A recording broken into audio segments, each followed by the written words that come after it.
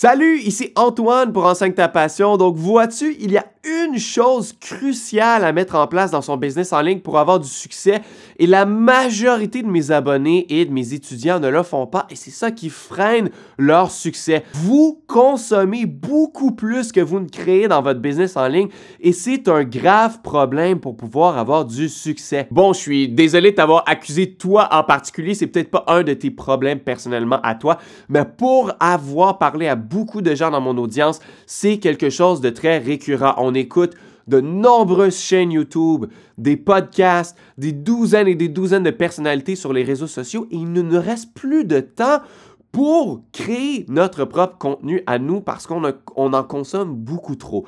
Alors, si c'est ton problème, eh bien, premièrement, juste de le réaliser, c'est une bonne première étape. C'est tout naturel. Quand on débute, on a envie d'apprendre des choses, de s'éduquer, d'aller trouver les meilleures techniques. Mais après un certain temps, il faut descendre ses yeux, regarder et faire son propre truc et arrêter de regarder partout alentour parce que la seule façon d'avoir du succès dans notre business, c'est de créer nos propres contenus parce que faire du contenu, c'est la vache à lait. C'est ce qui nous ramène de l'audience, c'est l'audience qui nous ramène des clients et c'est les clients qui nous ramènent des profits et des profits, c'est comme ça qu'on peut rester en business. Donc, il faut créer au moins 50-50 autant que l'on consomme. Et si tu es capable de faire du 60-40, du 70-30 où tu crées à 70% et tu consommes à 30%, c'est encore mieux. Il y a une panoplie de raisons pourquoi on consomme plus qu'on ne produit et c'est important de savoir laquelle est la plus dominante pour pouvoir vraiment régler ce problème-là et ensuite trouver la bonne solution pour vraiment être en mode création plus souvent qu'on est en mode consommation. Donc, voici les 7 raisons pourquoi on consomme plus qu'on ne produit. La raison numéro 1, c'est qu'on a envie d'en apprendre le plus possible sur le côté business pour le maîtriser entièrement. Mais le problème, c'est quand on reçoit trop d'informations, eh bien, ça nous sort par les deux oreilles et on ne se rappelle plus de la majorité de ce qu'on a consommer. C'est un de mes problèmes avec notre système d'éducation. On a des cours où on a beaucoup trop d'informations. Moi, à l'université, j'avais tellement d'informations et tellement peu d'opportunités de l'appliquer, de la mettre en pratique que je retenais peut-être 5 à 10% de ce que j'apprenais seulement. Donc, de limiter l'information que l'on va ingérer, eh bien, c'est une bonne chose. Et la réalité, c'est qu'en business, pour démarrer, on n'a besoin que de très, très peu d'informations. La seule chose qu'on a besoin, c'est de se créer une audience. Parce que si on n'a pas d'audience, on ne peut pas vendre de produits, on ne peut pas faire de profit. Donc, tout ce que tu as besoin pour commencer, c'est de savoir comment faire de bons contenus, faire des vidéos, des articles de blog, des épisodes de podcast, faire des contenus pour attirer une audience. Et c'est seulement lorsque tu as une audience que tu peux commencer à penser quel genre de produit est-ce que je crée, comment est-ce que je monétise l'audience, comment est-ce que je fais des tunnels de vente, comment est-ce que j'automatise les ventes. Tout ça, tu n'en as pas besoin au début. Tu n'as même pas besoin de techniques marketing. Tout ce que tu as besoin, c'est de faire du contenu pour attirer une audience. La raison numéro 2 pourquoi on consomme plus, c'est qu'on se met le nez trop longtemps chez nos compétiteurs. Quand on démarre, c'est une bonne chose d'aller voir le portrait global dans notre niche. Qui sont les gens les plus populaires? Quel type de sujet est-ce qu'ils abordent, quelles sont leurs vidéos les plus populaires, quel est leur style, et avoir un bon portrait de tout ça, mais à un certain point, à un certain moment, il faut se détacher de ça et faire son propre truc. Si tu regardes trop souvent les contenus de tes compétiteurs, eh bien que ce soit consciemment ou inconsciemment, tu vas commencer à les copier et tu vas enlever ce qui aurait fait que tu aurais été unique et authentique toi-même, ce qui t'aurait démarqué des autres. Parce que si tu fais le même style, tu parles des mêmes sujets, tu fais le même type de vidéo, eh bien, tu n'arriveras pas à réussir parce qu'ils le font déjà très, très bien. Ils sont déjà très populaires là-dedans. Donc, c'est à toi de le faire à ta façon. Et la seule façon, c'est de baisser les yeux, regarder et faire son propre truc seulement. S'il faut que tu te désabonnes de tes compétiteurs, fais-le. Il faut faire une courte recherche au début et ensuite décrocher. La troisième raison pourquoi on consomme plus, c'est qu'on a peur de manquer d'idées. On se dit, si je débalance et que je consomme beaucoup moins qu'avant, eh bien, j'aurai plus assez d'idées. C'est en consommant d'autres vidéos, des podcasts, des livres, d'autres choses que ça me donne des petites idées et que je vais me prendre des notes sur le côté et que je garde ça pour plus tard pour faire mes propres contenus. Mais si ces propres contenus-là n'arrivent jamais parce que tu consommes trop, eh bien, ça ne sert à rien. La réalité, c'est que c'est très, très possible de créer du contenu sans rien apprendre de nouveau, sans rien regarder d'autre pendant au moins 3 ans. Il y a des fondements très importants dans ta niche, dans ce que tu enseignes, dans les contenus que tu vas faire, qui vont revenir encore et encore et qui peuvent être réinvestis de plusieurs façons. Tu n'as qu'à choisir différents médiums. Par exemple, tu pourras faire une vidéo sur un point précis. Donc là, je te fais une vidéo sur la balance entre la production et la consommation en espérant que ça va t'inspirer à prendre action par rapport à ça. Mais je pourrais aussi avoir une vidéo top 10 conseils pour les business en ligne et ce sujet-là serait un des 10 points seulement et je passerai moins de temps là-dessus. Ensuite, je pourrais faire ça sous forme tutoriel. Donc, si j'ai un logiciel qui m'aide à faire des vidéos plus rapidement, eh bien, ça reste dans le même sujet de créer au lieu de consommer. Je pourrais faire des revues. Donc, justement, je fais des revues et des résumés de livres sur ma chaîne où je pourrais prendre un livre par rapport à ce sujet-là et en faire un résumé et parler un peu des mêmes points, mais sous la loupe de ce résumé de livre-là. Et tu vois un peu mon point, on peut parler des mêmes choses tout le temps sous différents angles, sous différents médiums. Et en faisant ça, on peut ne pas manquer d'idées pendant des années et des années. De toute façon, quand on fait des contenus, les gens reviennent nous voir parce qu'ils veulent leur bonne vieille dose de la même chose. Si tu essaies trop de parler de sujets différents à chaque fois et de ne jamais reparler de la même chose, eh bien, les gens ne reviendront plus parce que ça ne les intéressera plus. Donc, il faut parler de tes sujets centraux tout le temps et trouver un moyen de les aborder de différentes façons. Et ça peut te permettre de durer des années. Raison numéro 4, pourquoi on consomme plus, c'est qu'on a peur de manquer un trend.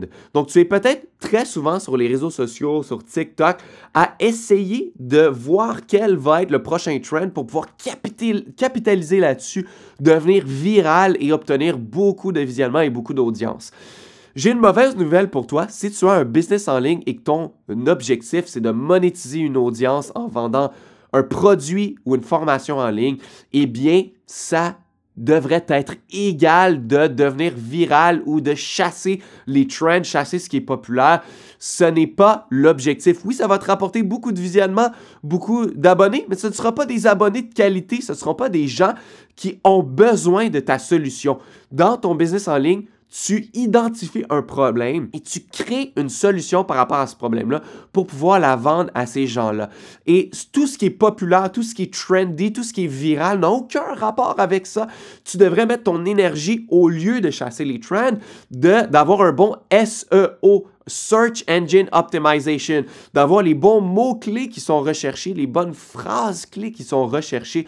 Les gens qui tapent dans la barre de recherche leurs problèmes, on veut que ça soit toi qui sois trouvé dans les premiers parce que là, c'est une audience qualifiée pour pouvoir accepter et acheter ta solution que tu vas leur proposer et te positionner comme d'une autorité dans justement dans ce sujet-là, dans cette niche-là. Donc, arrête de chasser les trends et va optimiser ton SEO. Ça va être beaucoup plus bénéfique pour ton business en ligne. Raison numéro 5, pourquoi on consomme plus qu'on ne produit, c'est par procrastination. Et il faut se poser la question, pourquoi est-ce que je procrastine? Pourquoi est-ce qu'à chaque fois que j'ai un temps alloué pour faire un contenu, pour rédiger un script, pour filmer une vidéo, je procrastine, je m'en vais sur mon téléphone, je m'en vais sur YouTube, je consomme au lieu d'être dans l'action. Je fais quelque chose de passif, consommer c'est passif, au lieu de faire quelque chose d'actif comme de filmer, de rédiger et tout ça. Il y a probablement un blocage interne à quelque part.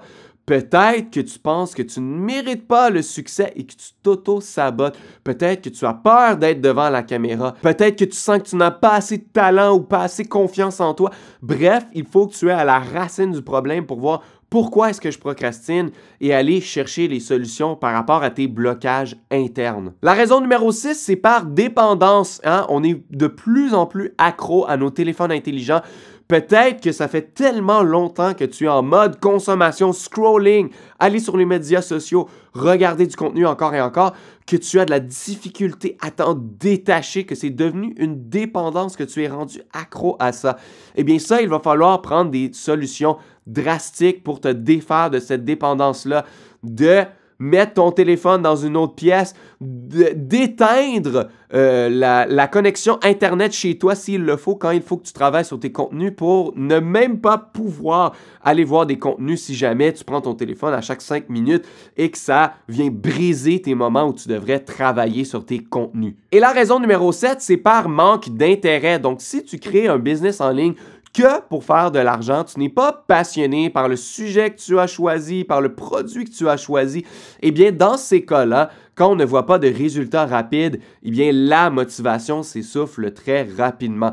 Donc, c'est à toi de te poser, qu'est-ce que je pourrais choisir comme thématique, comme niche, comme sorte de produit à vendre ou à aborder sur lequel je suis passionné, je pourrais en parler pendant des heures et des heures, faire ça pendant des années et je serais encore passionné par ça, j'aurais pas envie de quitter.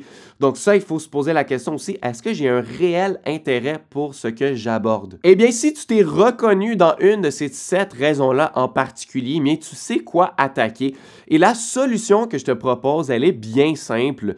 Tu devrais réduire au plus possible ce que tu consommes à 3 personnes seulement ou 3 médiums seulement. Une chaîne YouTube, un podcast, un livre à lire et t'en tenir qu'à ces 3-là seulement. Et en plus, tu devrais choisir des gens qui postent de façon hebdomadaire, une fois par semaine non plus. Donc, si tu suis quelqu'un sur les réseaux sociaux qui fait 6 publications par jour ou quelqu'un qui fait des vidéos YouTube tous les jours ou des podcasts qui durent 3 heures, eh bien, ça ne devrait pas compter. Tu devrais passer de 30 à 60 minutes maximum, donc des podcasts de moins d'1 heure. Si tu regardes des vidéos sur une chaîne YouTube, le faire pendant 30 minutes au maximum et de t'en restreindre à ça. Si tu suis des douzaines de chaînes YouTube, des centaines de personnalités sur les réseaux sociaux, que tu écoutes 3-4 podcasts, c'est beaucoup trop de choses à consommer. Il faut réduire. Évidemment, j'espère vraiment être dans ton top 3, mais si je suis une distraction pour toi et je suis un parmi tant d'autres, eh bien, j'ose le dire, c'est le temps de me flusher et de m'oublier pendant un certain temps pour pouvoir regarder, mettre ton focus seulement sur ton truc à toi, être en mode création, faire ton propre truc, avancer pour faire tes contenus. Et j'imagine que si cette vidéo t'a inspiré, probablement que je vais être dans ton top 3, je l'espère. Petit conseil bonus, tu pourrais marier ta consommation à ta production.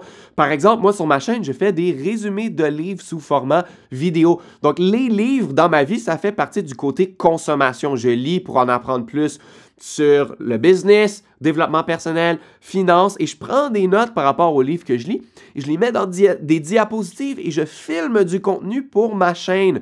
Donc, je fais qu'une pierre deux coups. Je mélange ma consommation à ma production. Donc, tu pourrais réfléchir, est-ce qu'il y a des trucs que tu consommes dont tu pourrais faire des résumés ou des tutoriels ou tout simplement faire des vidéos réactions si tu écoutes une vidéo et que tu as plein d'opinions par rapport à ça et que ça pourrait être utile pour tes abonnés, tu pourrais tout simplement te filmer en train de réagir à cette vidéo-là et dire « Ah, je suis pas d'accord avec ça, voici mon opinion, qu'est-ce que vous en pensez? » C'est des genres de contenus qui sont très, très populaires aussi, donc de réfléchir comment est-ce que je pourrais marier les deux. Donc, c'est ton tour. Maintenant, rebalance le tout et sois en mode création plus que tu n'es qu'en mode production. Ça va t'aider à avoir beaucoup de succès dans ton business en ligne. Si tu veux plus de conseils business en ligne, va chercher mon guide ultime de l'entrepreneur minimaliste. C'est le premier lien dans la description. Je l'offre à tous mes nouveaux abonnés parce que c'est un guide en or qui te montre que l'essentiel pour pouvoir démarrer un business en ligne qui va avoir du succès sur le long terme. Tu ne feras pas beaucoup d'argent maintenant dans les prochaines semaines, dans les prochains 2, 3, 5 ans. C'est là que tu vas vraiment bâtir quelque chose brique par brique qui va t'amener beaucoup plus d'argent pour pouvoir vendre des formations en ligne, enseigner ta passion et pouvoir réduire tes heures de travail pour avoir aussi beaucoup plus de flexibilité dans ta vie. Donc, je te détaille tout ce qu'il faut éliminer et le processus pour pouvoir démarrer et avoir une fondation solide dans mon guide. Tu peux l'avoir, premier lien dans la description. Encore une fois, merci beaucoup d'avoir écouté cette vidéo et on va se revoir très bientôt dans une nouvelle vidéo.